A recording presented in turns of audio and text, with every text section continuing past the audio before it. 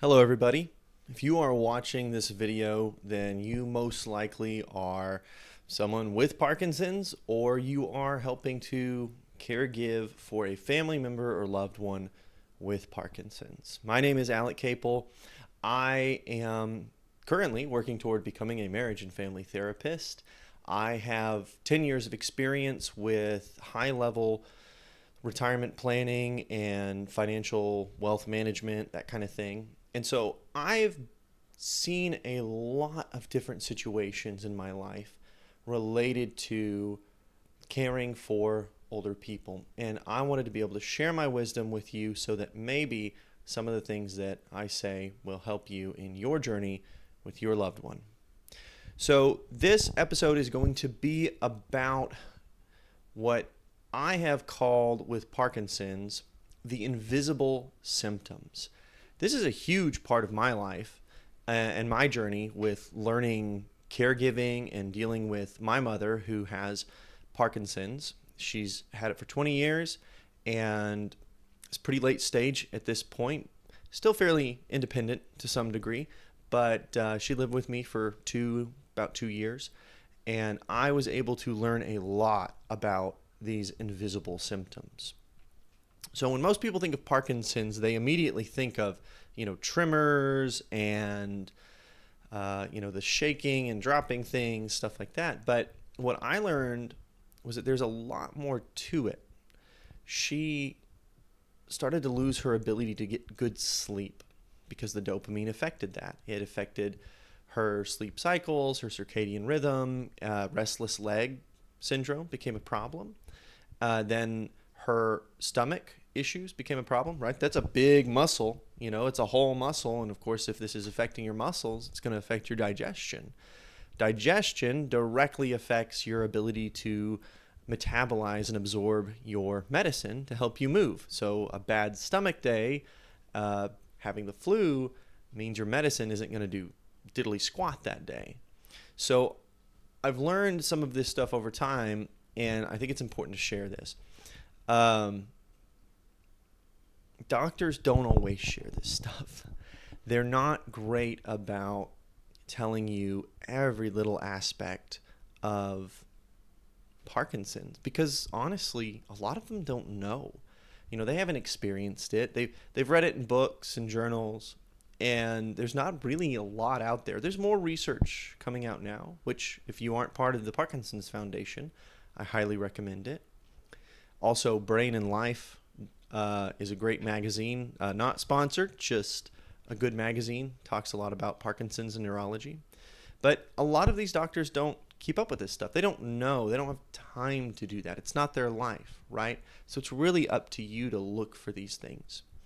So when my mom first started exhibiting some of the more strange symptoms, we didn't really know what was up.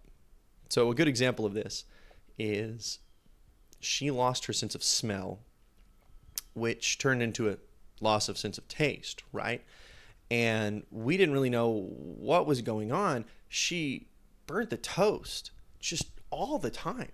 I mean, every single time she went to make toast, she'd burn the toast. And we just could, for years, we joked about it. We joked, oh, Mom always burns the toast. And we never could figure out why.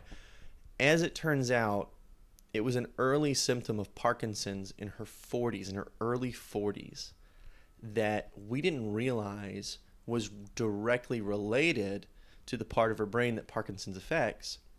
And she was losing her sense of smell. And now she has trouble tasting a lot of food, and she has to have hot sauce on everything just to enjoy it.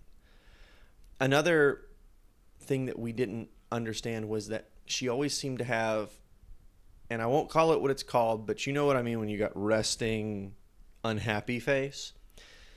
Her resting face just always seemed like she was in a bad mood. We're like, what's wrong with you? Are you angry? We constantly ask, are you mad at us? Is something going on?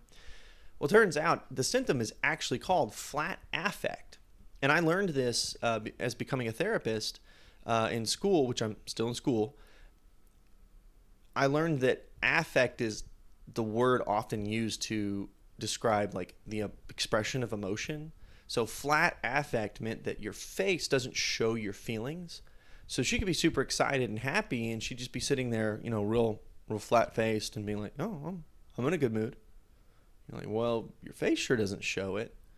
And we weren't really prepared for that. So there was a lot of like tension, especially if you tend to be a people pleaser and you like really watch people. That can be problematic. So there's a lot of things that as you're dealing with this person who has Parkinson's, as the caregiver and as the person with Parkinson's, they're not going to be looking for this all the time. There's going to be some unexpected symptoms. And again, going back to the doctors, the reason they don't tell you is because everybody's different. What happened with my mom doesn't happen to everybody. I have another family member who's been diagnosed with Parkinson's much later in their life. And for them, the tremors are there. The early onset of dementia is happening quite a bit more. Their memory, their functioning is lower, faster.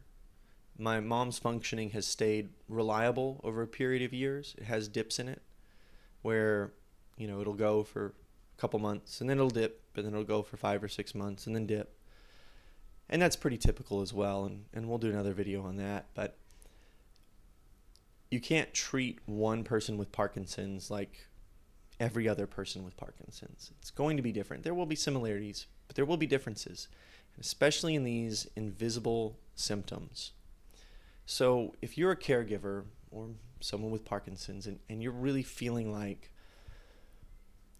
there's something wrong that nobody else is talking about, or you feel like something's off, you're probably not imagining it.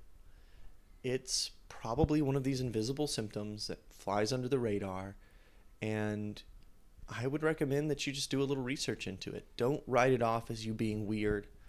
Don't write it off as them being weird. It probably is something, and the earlier you catch these things, the more you can do to help them and help yourself handle them. If you want more content on Parkinson's and Parkinson's related caregiving and living with Parkinson's, please subscribe and hit that notification button. It really helps me out and it'll help you out. I have no doubt in my mind. We're going to continue creating content on this. And if you have anything specific, then leave a comment and I will do my best to make a video on it. Thanks. Bye.